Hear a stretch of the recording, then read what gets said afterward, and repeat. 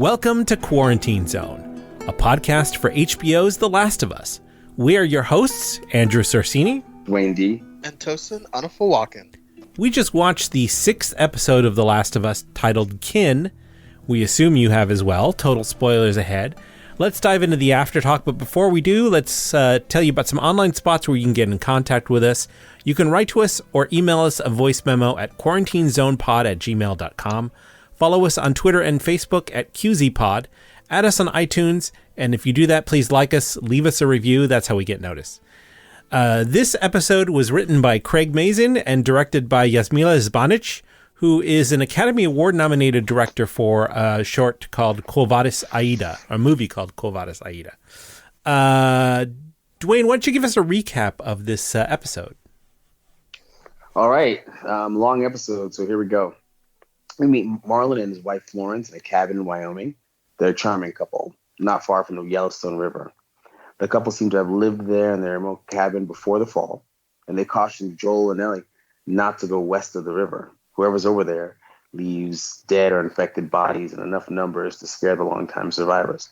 As Joel and Ellie leaves, Joel experiences some sort of episode. His breathing gets labored, and he has to stop and steady himself. He assures Ellie he's fine. He's not fine. One night, by the fire, Ellie asks Joel what he'll do once the cure is made. He confesses he'd run a sheep ranch. Ellie says she'd like to be an astronaut. In a role reversal, Joel falls asleep, and Ellie watches over him. She's looking for responsibility, like taking watch and hunting, but Joel isn't ready for that yet. After some trekking, the two are confronted by armed riders just after they pass the river. Once they pass a tense canine infected test, the leader of the company of horseback riders, a councilwoman named Maria, played by Rutina Wesley of True Blood fame, takes them to their Palisade Fortress, a town organized as a commune that's secure and not in Phaedra's grasp. Joel has a heartwarming reunion there with Tommy, who not only seems to be in good health, but turns out to be married to Maria, or together with her anyway. Ellie is seen feeling uncomfy at not being the sole focus of Joel's attention. When Joel and Tommy are finally alone, they catch up with one another. Joel asks Tommy to help him get Ellie to the Fireflies, who are a week's ride south in eastern Colorado. Tommy declines, revealing that Maria is pregnant with his child. Joel says some harsh words to Tommy and then leaves. As he steps outside, he experiences another episode of dizziness and labored breath. He thinks he sees Sarah, his daughter, but it's someone else with similar hair. Meanwhile, Ellie takes a shower and meets up with Maria, who engages in some real talk with her about Joel, his past, and his daughter, Sarah. Then she takes Ellie to the movies. Tommy and Joel come to a truce during the movie screening. Joel reveals that Ellie is immune, and Joel confesses to Tommy. He confesses that Tess is dead and that taking in Ellie was her dying wish. He confesses that Ellie saved him when she shot Brian in Kansas City. He confesses that the years of being the killer he used to be have taken a toll on him. He confesses that he's scared, that these episodes of shortness of breath and the need to hold himself steady are based in fear. When they happen, he feels like his heart stops. He has disturbing dreams, and he confesses that he feels weak. Joel pleads with Tommy to take Ellie to the Fireflies, and Tommy promises to do that at dawn. When Joel finds Ellie to update her on the plan, he learns that she'd left the film screening to eavesdrop on his conversation with Tommy, and she's justifiably upset. Ellie reveals that she knows about Sarah, and she lets Joel know that his companionship means the world to her. Joel shrugs it off and tells her that Tommy is coming for her in the morning. And Tommy does come for her in the morning. And when they arrive at the stables to hop on a horse, Joel's there saddling the horse. Having had a change of heart, he tells Ellie that she'd be better off with Tommy, but she deserves the choice of companion, him or Tommy, and she chooses Joel. They share a horse and ride off toward I-25. And with a quick stop for riflery practice in search of the Fireflies, with the tension out of the way, the two bond more jovially than before once they hit Colorado. The duo make it to the University of Eastern Colorado to find the Fireflies base scattered and abandoned. Raiders arrive and Joel is injured. While Ellie pleads with Joel to wake up, the camera pans out and the episode ends. And that's what's up. Yeah, exciting cliffhanger, and one it seems like we may not get to until for another 2 weeks. Dwayne, what was your impression of this episode? I was thinking of a a quote from the MCU. It's when Mhm. Thor, I think he talks to Nebula, and he's like, "Family is complicated," and that's kind of all. That's like really what came up. I felt like I was watching. This episode had like these complications of family. I felt like I was watching something by August Wilson or Tennessee Williams. These like great playwrights in the 20th century, because some of the conversations, especially the one between Joel and Tommy, where Joel's confessing how he feels, they felt like the monologues and like back and forth that you see in some of these great plays, it just hits so hard. And the one thing that really stuck out to me is the way people in this episode constantly said "I love you" without using the words "I love you." Right. That was like, I can get into that a little later, but just it was just great to see how these people are. It takes them forever to get there, but they reveal their emotions, and it feels authentic because it's not mushy. It just seems like how people that I love talk to me.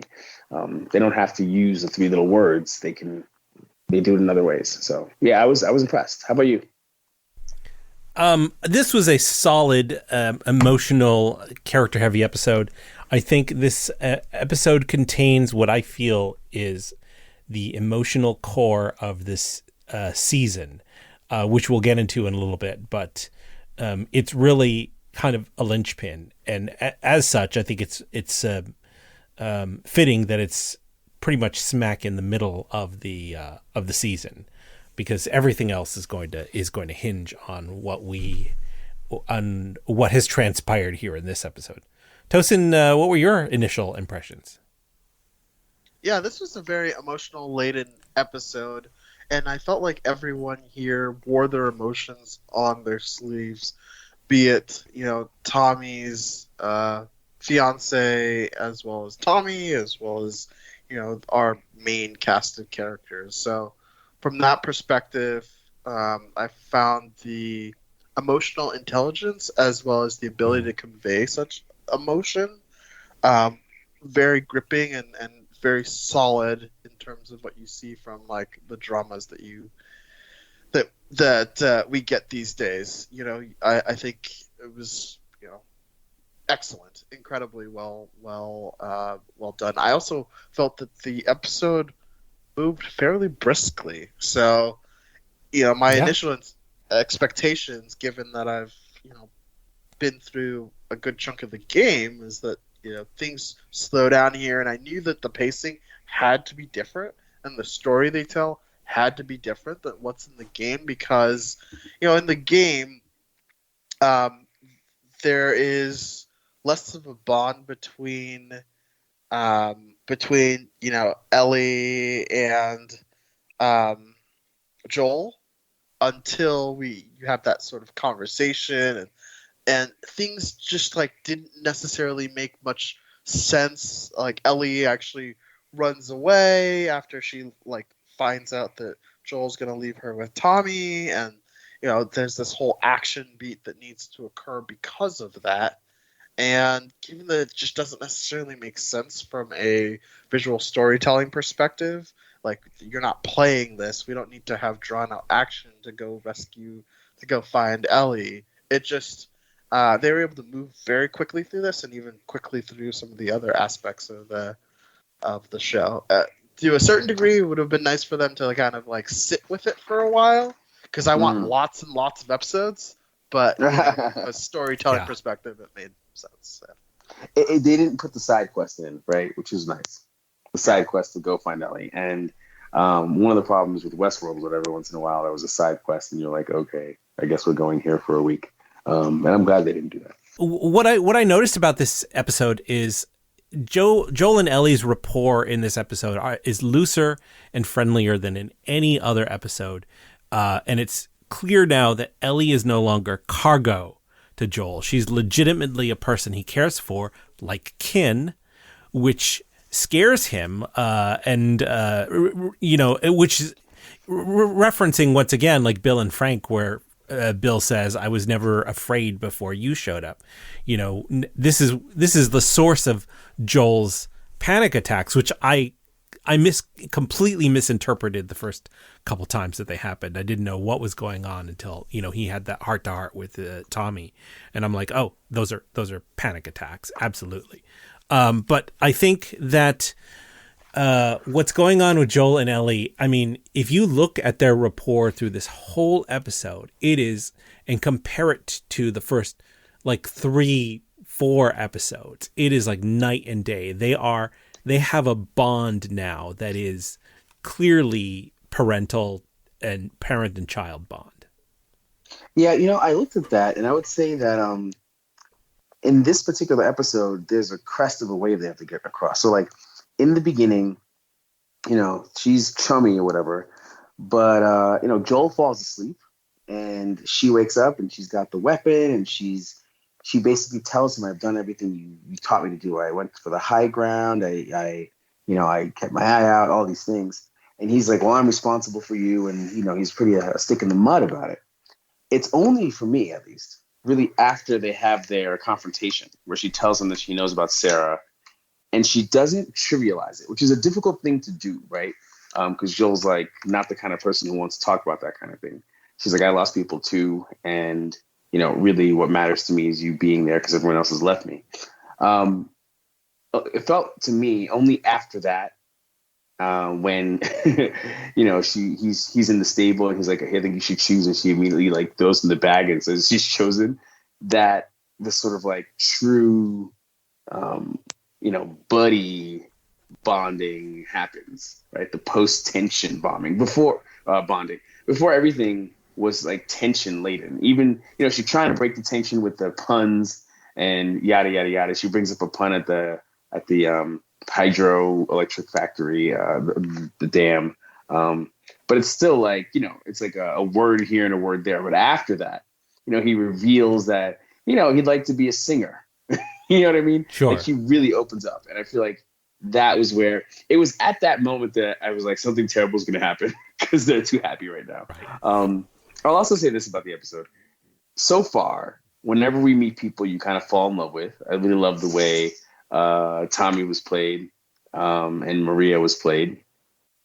I assume that one of them is going to die that episode. So it took me forever to get to this episode because I kept pausing it. You've been watching too much. You've been watching too much The Walking Dead.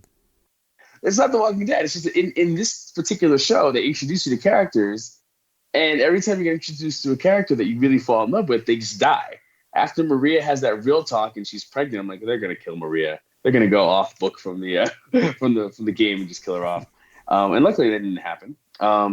We don't even see Infected this episode, really. So it's one of those things where I found myself taking it slowly simply because I was expecting one of those things that they set it up in the previous episodes, but it didn't happen, and that was great. That was meaningful. Yeah. I have to say that as long as we're talking about that confrontation between Joel and Ellie in the room that Ellie was given, that to me, that moment, the I'm not your father, you're not my daughter moment, is the emotional core of the video game, and I believe it's the emotional core of what we've seen in the series so far, and probably will see, because that is the moment where Joel and Ellie have to reconcile what they mean to each other and what they stand to lose if they continue on this journey together. It's like, they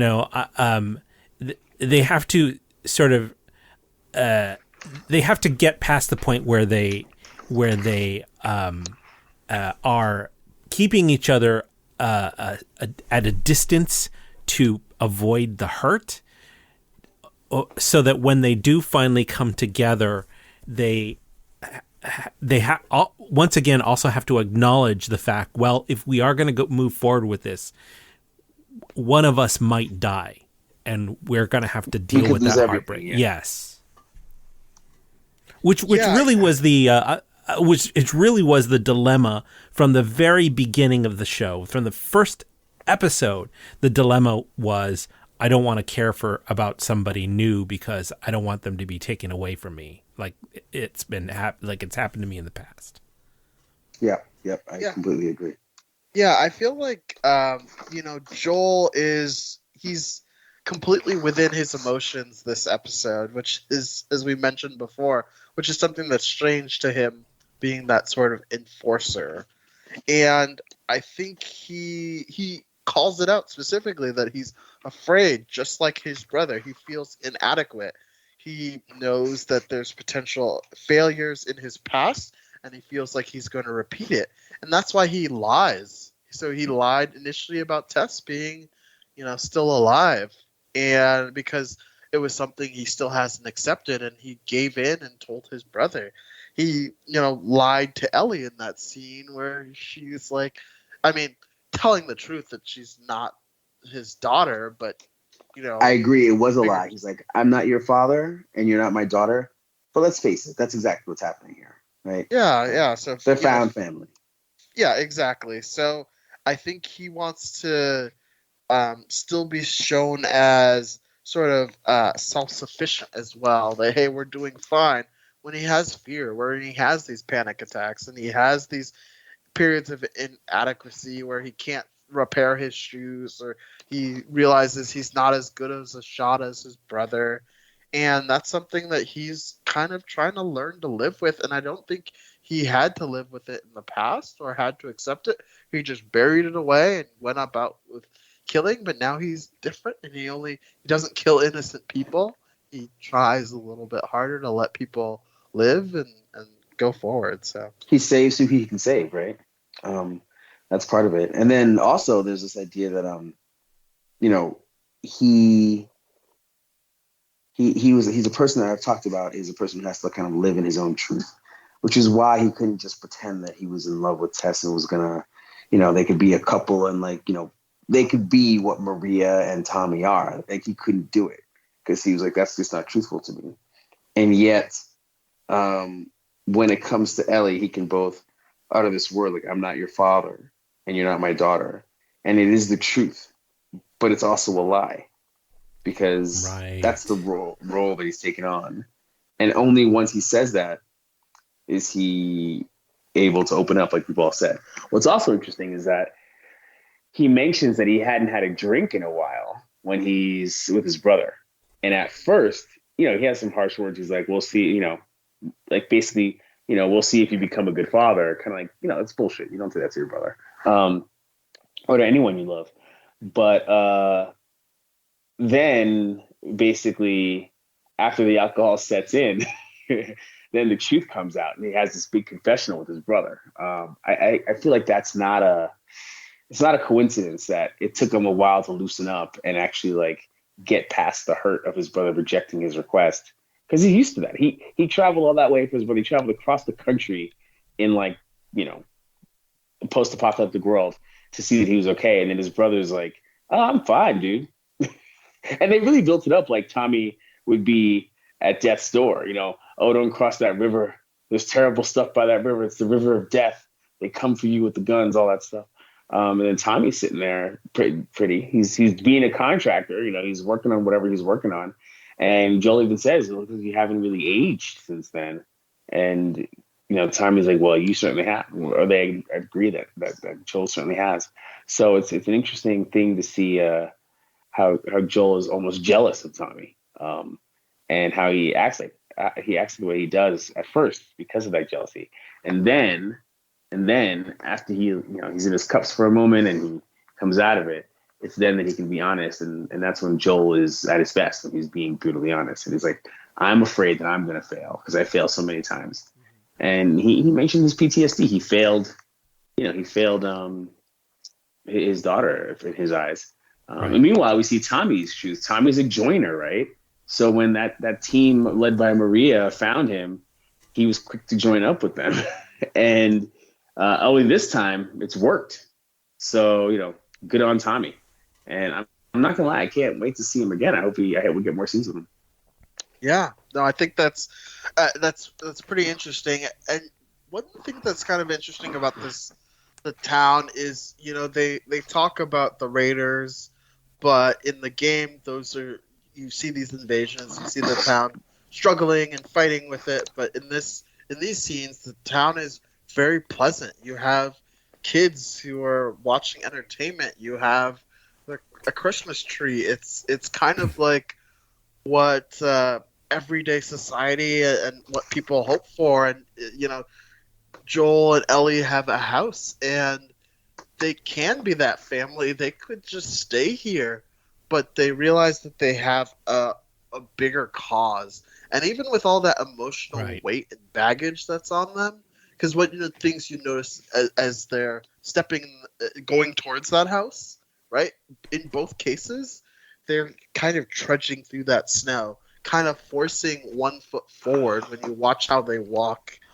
But once they come to accept each other, and once Joel comes to say, "Hey, I'm going to go on this journey with you, whether or not it kills me or not," you notice as they're riding out on the horse, she is behind him, and she leans in and hugs him, and so it's very sort of she's small smushing her yet tender face. moment.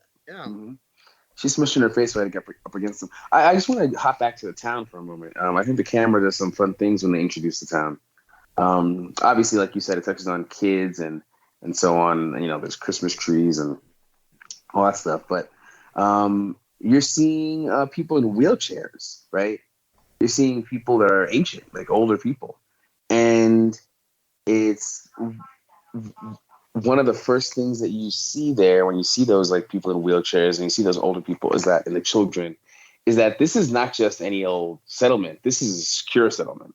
This is a settlement where people can be vulnerable totally, and they're not going to be completely taken advantage of. They're part of the community, which is different from the Fedra community where everyone felt like they were being exploited. So we were seeing three scenarios here, right? We're seeing the Fedra community. This is the remnant government of the United States, and kind of the kind of militarized thugs that have now taken over. Then you see the post-Fedra situation in Kansas City, where you've got these freedom fighters and revolutionaries, and they are running this basically this reign of terror until they get themselves destroyed. And then you find this commune, and you're like, this could work. They've got this working. And I thought that was really interesting. And they were able to convey that just by showing vulnerable people that weren't scared, that were experiencing joy despite their vulnerabilities. Smart and I think that choice. Was, it was pretty cool. I thought that the town actually reminded me of the settlement of Alexandria from The Walking Dead, which I'm sure, Dwayne, you're familiar with, which it seems like in a lot of post-apocalyptic fiction, there are these settlements of civilization that seem to be defying the chaos of everyday world. And they're, usually walled in and defended and eventually succumb to whatever chaos is. It's like they feel like they're ephemeral. Like no matter how strong you defend against the outside chaos, it's gonna get in. We're not seeing that here in this show yet. Yeah.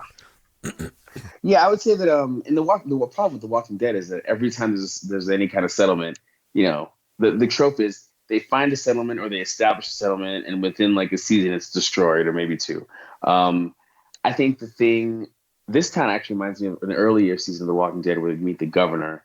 It also reminds me of The Kingdom, which is a settlement that fell. And in both cases, they were really trying to recreate the old world. Whereas what's interesting about this settlement, the town that they were in Jackson Hole, Jackson is a fantastic town, by the way, if you can get there in the real world. Go check it out. Skiing is fantastic. When you see what's going on there, yes, they've got some things that replicate the real world. They've got the our world. They've got the projector. They've got the Christmas trees. But they fundamentally changed the paradigm through which those achievements occur by doing it via communalism or communism or, their commune or however you want to talk about it. And Joel's like, well, there was a time when there were some people who wanted to own everything and some people who didn't want to own anything. And maybe these guys have found a middle ground, but one of the funny things you see in these post-apocalyptic spaces is that more often than not, the happiness is a veneer that is covering up some sort of brutal dictatorship or secret, right? For sure. Right. There's like a place where like they're eating people, or there's a place where they're like, the dictator is like, housing the dead and trying to like has some weird secret, or there's like sexual exploitation, like in The Saviors or whatever. And in this place, this idea that Maria is a councilwoman who represents 300 people, like that's idealized, right? I mean, that's what happens in Europe on some level with like, they have democracy, but they also have social programs and so on. Western Europe anyway. So that was the thing. There was no like ugly hiding behind the fun so far as we could see. And then Tommy's like, there's a place for you here when you want to come back, even though you're stealing a horse. So it was just, it was an interesting, take from what you typically see in post-apocalyptic spaces. And even when she got the coat for Ellie, Maria's like, I traded for this. So there's like a bartering thing going on. I don't know. It was like, it definitely felt too good to be true. So, there it is. Yeah, there's a bit, just a side note here. There's a bit, there's aspects of that in that show, in the HBO show Station 11 too, which is really refreshing because it really runs, it subverts your idea of post-apocalyptic community. So it's nice to see it here also. One of the details about the town and its like, civilization that also made a lot of sense you don't see in other post-apocalyptic spaces was the Diva Cup, right? Right. The Diva Cup? Right. So for anyone who doesn't know, the Diva Cup is it's designed to go inside the vaginal canal, and during menstruation, it basically, it helps menstruation happen less messily, right? It's not a tampon. It's not a pad. It's not disposable. You wash it, you use it again. This thing came out years ago. And one of the things about it is that, literally not one post-apocalyptic piece of content talks about how women deal with their menses. I'm talking, you could go back to the Book of Eli, The Walking Dead.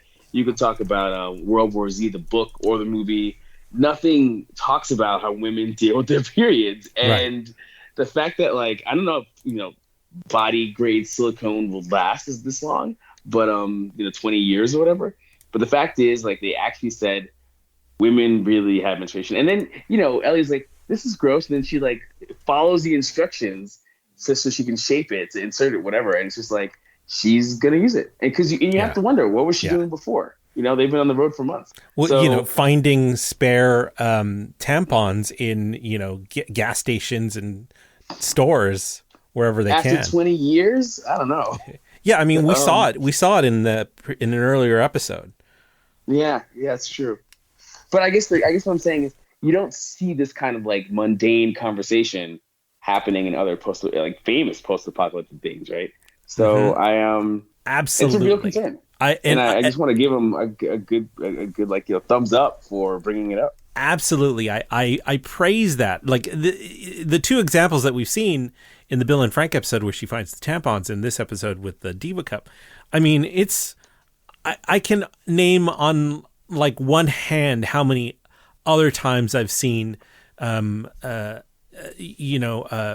hygiene brought up as an issue, a real world fact in other post catastrophe media. Yeah, it's really something. Also, I wanted to talk about just going back to the whole family thing. Anyone else notice that both Joel and Ellie see Sarah in their own way in this episode? So Joel obviously has his like episode where he like he's got trouble breathing. He has to steady himself. He says he feels like his heart stops. And then he sees a woman who's got hair similar to Sarah's, and obviously it's not Sarah. But for a brief moment, he sees Sarah. And then again, in his memory, in his mind's eye, he sees Sarah by the Christmas tree. Meanwhile, Ellie sees an image of Sarah, doesn't even know it's Sarah. And she assumes that it's one of Maria's kids. She sees Sarah's name written on a chalkboard. Right, exactly. And it's super interesting because in that way, they're both confronted with the memory of Sarah. And then just like how Joel experiences the memory of Sarah twice, once seeing the woman and then once in his memory during Christmas, Ellie is experiencing Sarah twice, once seeing Sarah on the board and then again experiencing Sarah when Maria lays out who Sarah was. And that to me is interesting because it really is, like we've been talking about it, but to go back to it, it's only once you can confront Joel's trauma with Sarah that Joel could really move forward in a relationship with Ellie. And so they both had to see Sarah in order for that to happen. I was actually surprised that we actually got a shot of the actor who plays Sarah. I thought it was going to be sort of like a hand here, some hair there, or whatever. But they really wanted to bring it home that this is what they were confronting in this space. I wanted to bring up also, since you're mentioning that it's not only a woman in town that he thinks looks like Sarah. That woman has a daughter of her own, which reminds Joel about, and that woman is about the age that Sarah would have been. Sarah would have been, yeah. Exactly. Yeah. Which is sort of like a reminder of the life he could have had. Totally. I mean, I'm feeling it right now. But yeah, it was great to see that they could kind of evoke the kind of Sarah feeling. I didn't think they had to bring in the shot of the original actress that played Sarah, but the fact that they wanted to make that clear is fine. It's also interesting to me that when it comes to both Joel and Tommy, because I was reading some stuff and someone made some comment that Joel was upset that Tommy was having a baby with Maria because of Joel's a conservative or something like that, and there's this disparity between the way they look. I was refreshed to see people going to the text and saying, "Has anyone noticed that Joel's own daughter was a woman of mixed race?" Yeah. It's not that's not a problem for Joel. It just isn't. Those are definitely additions from the game as well.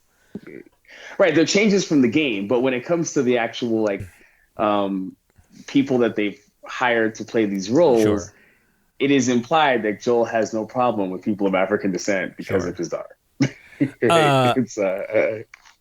I also wanted to note that the room that Ellie is set up in, with the pink walls and all the girly stuff, kind of resembles Sarah's room from the beginning of the from the first episode and from the game as well. I think that's intentional. Yes. And it's intentional because it's designed to show the contrast between Ellie and Sarah. Ellie is in a pink robe. She's in a pink room, and she's got these purple clothes that she's supposed to put on, and it's none of it is her, right? She's reading the journal, and she's like, people just care about boys. Earlier in the episode, she talks about how much she thinks Sally Ride is awesome, because Ellie's not interested in that kind of heteronormative lifestyle, right? She has grown up in an apocalypse. The idea of caring about if your hair was okay, even the haircut or whatever, she's like, I'm not into that. And when she's like, Maria, did you used to cut hair in your old world before the fall? She's like, no, I was a prosecutor. I just like cutting hair. Another flip of your expectations. But yeah, Ellie's like, none of this is me. I don't care about getting my hair cut. I don't care about any of the stuff in this journal. I don't care about pink. I don't care about any of it. And she doesn't even really care about the movie, even though she's never seen one and expressed an interest. She cares about Joel. And it's awesome that's how they kind of laid that out. They kind of built a great foundation for that. Mm-hmm. Yeah, I think that in fact Ellie just wants to be an adult, but she specifically wants to be Joel. She wants to learn how to hunt. She wants to learn how to whistle. She takes the reins for him as a watch. When he misses watch, and tells him all the things that she's done or kind of learned from him. Mm-hmm. And Joel, as we noted, wants to kind of be a father figure. To be like, come down before you break your neck or other things. Mm-hmm. But it's really funny because with both regards, they both can be sort of childlike at times. So, Joel tells Ellie to mind her manners while eating. And then Ellie essentially tells Joel to mind his manners when, he doesn't say congratulations, right? You got to say congrats. Yeah. So it's pretty interesting there. Yeah, go ahead. I just want to hop on what you just said. So you're totally right, because there's this moment where where we see Marlon and Florence, the couple in the early part of the episode, and Ellie runs downstairs and Joel's like, "I told you not to come down," right? Which is just like what parents say to their kids when their kids totally defy them in front of company.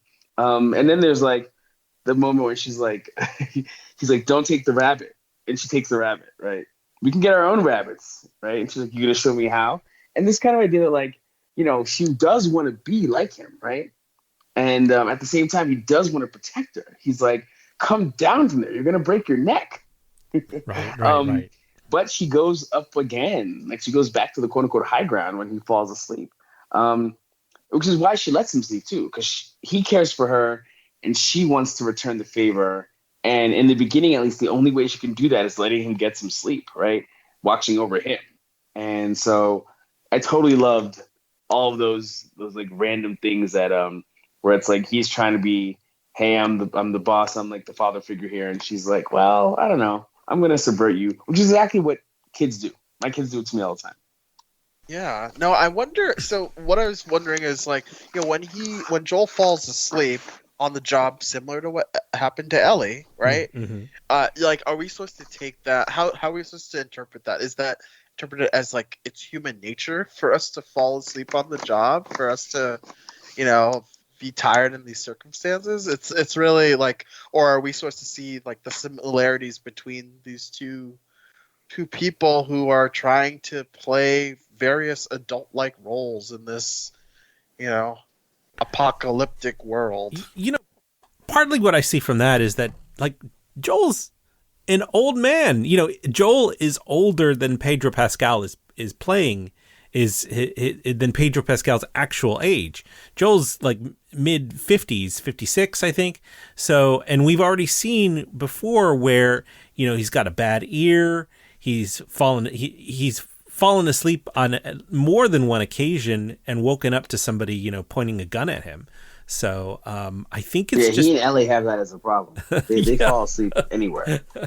I think it's just, you get to a certain age, you're on the road on this journey. It's just hard to, be on point 24/7. And they bring that up earlier in the episode, in the show, when they go up the building. And right, the knees. Ellie's like, "It's only 10 flights," and Tess is like, "You tried doing that with our knees, right?" Right. And that's a huge thing, especially because, I mean, I've mentioned it before, but when you're playing a video game, your character, your avatar, or whatever you want to call it, is it's moving fast as long as you're pushing those buttons, right? They're crouching, they're crawling, they're jumping, they're swimming. You got to make sure you have enough like air when you're breathing for the swim, but they like swim indefinitely sometimes. And it's pretty rare that you find, characters that need to take a rest or a breather or like sleep like Link does in Breath of the Wild or whatever. And it's great that like from the beginning they established that like we are real humans. Like Joel does not have 95 different guns you can switch through between 0 and 9.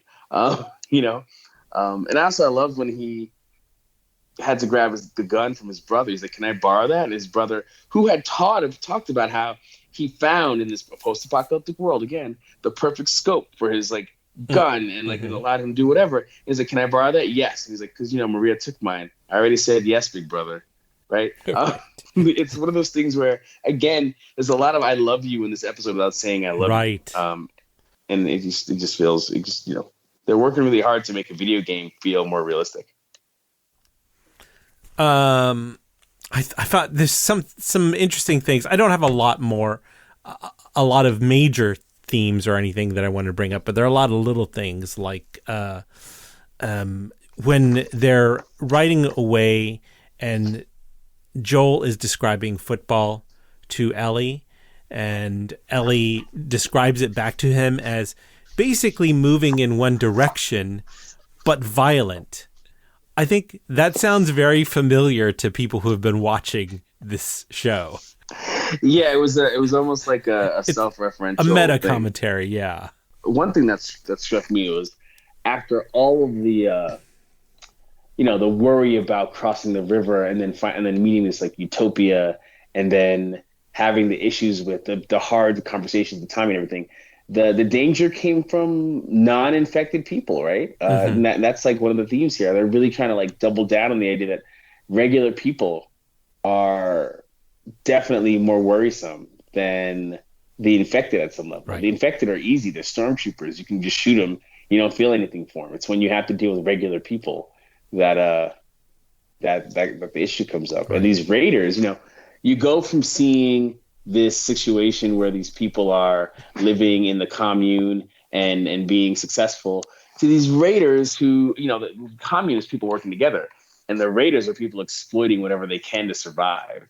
And it was a great contrast to see this ragtag band of guys walking around like lion cubs, and they're dangerous. Whereas you go to this place where they're armed to the teeth and they're not actually dangerous. It was interesting. I thought it was interesting, especially after that long journey south.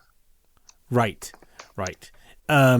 Joel in this episode gets impaled by a broken bat, which is distinctively different than what happens in the game, where he falls down a flight onto an exposed rebar, which, even when I was playing the game, I'm like, there's no way someone survives from that.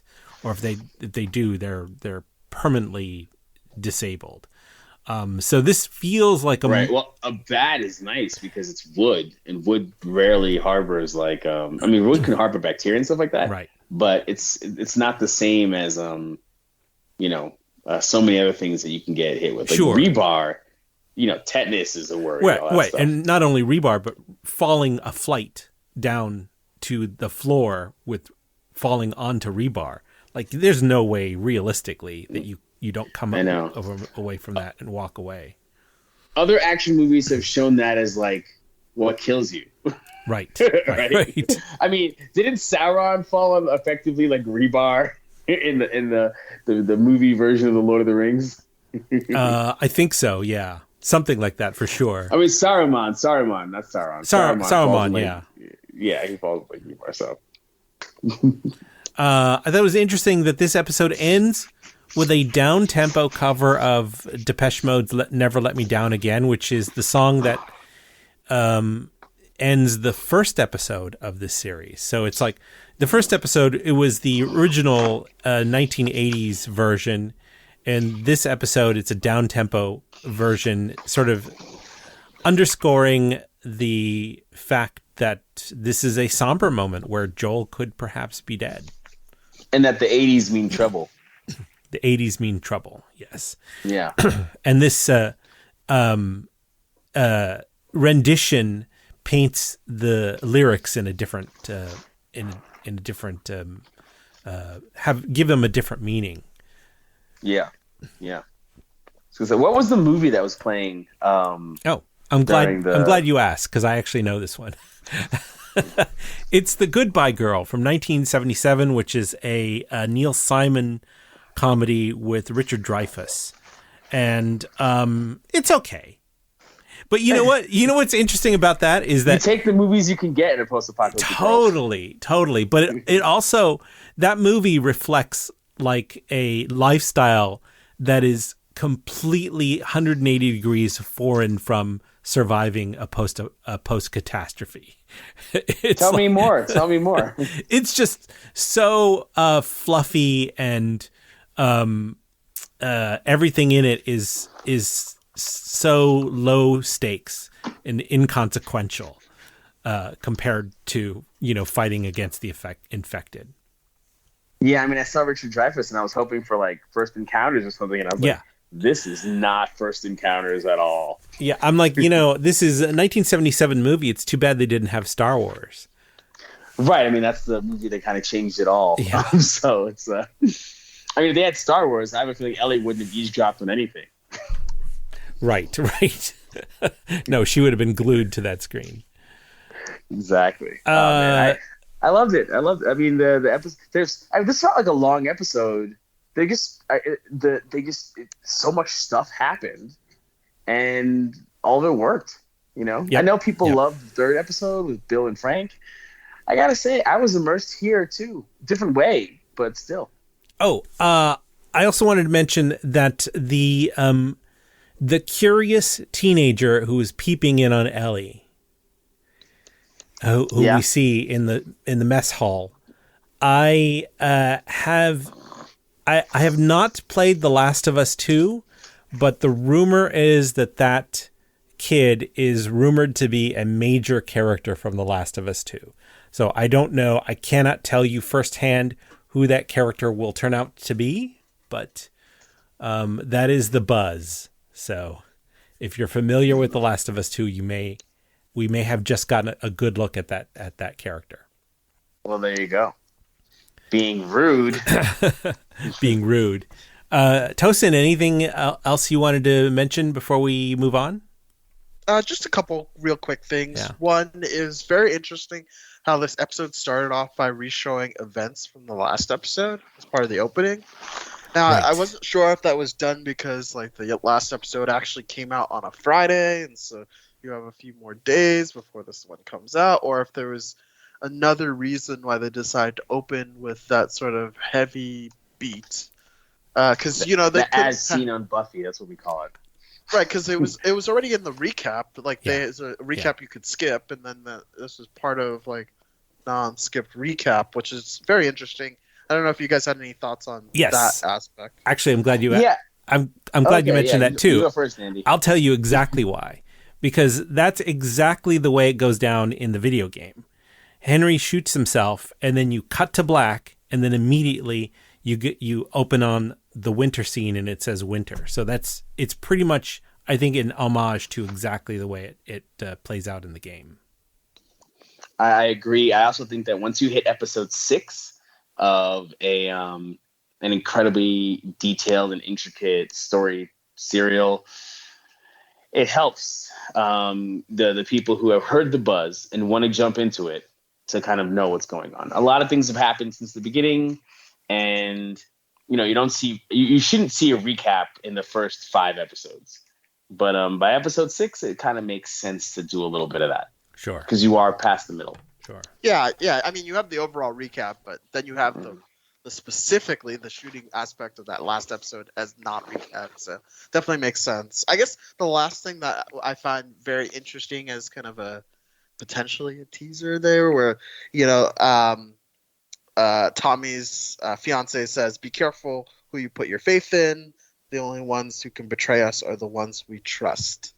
And so I know directly, following, she's basically not lost some of that with Joel, thinking that he's leaving her, but regains that sort of trust. Now the question is, is there any other meaning or element that we'll see in future episodes? Well, in that moment, Maria almost had Tommy betray her, right? She's about to have a baby with Tommy, and he was gonna go gallivant off south with this woman that she just met, Ellie. And that, if you're Maria, that would have felt like a betrayal, right? For sure. You saved this guy's life, you fell in love with him, whatever. But that's averted. Both betrayals are averted in this situation. But the stakes feel real because they set it up with Maria's statement. That whole conversation between Maria and Ellie was fantastic because they don't know each other.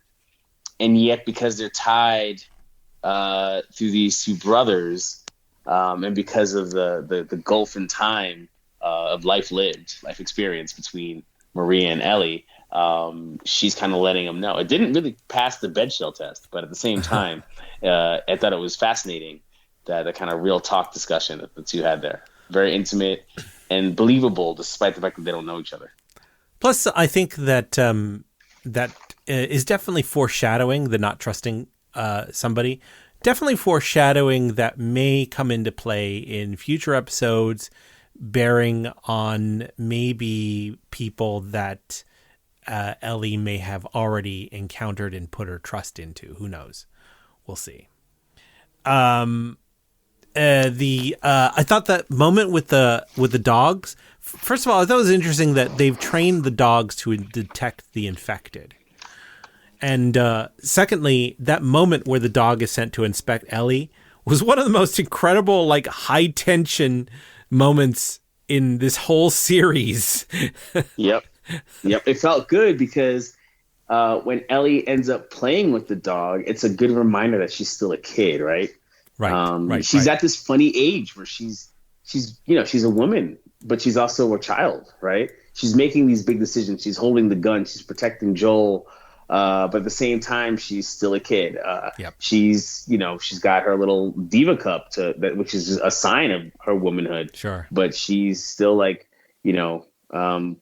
she's excited about a movie. She's reading about what other girls her age were interested in. She's not interested in all because on some level you grow up faster in a post-apocalyptic world. So it's a fascinating, obviously this is a coming of age story for Ellie, but I really like the way they're doing it. So.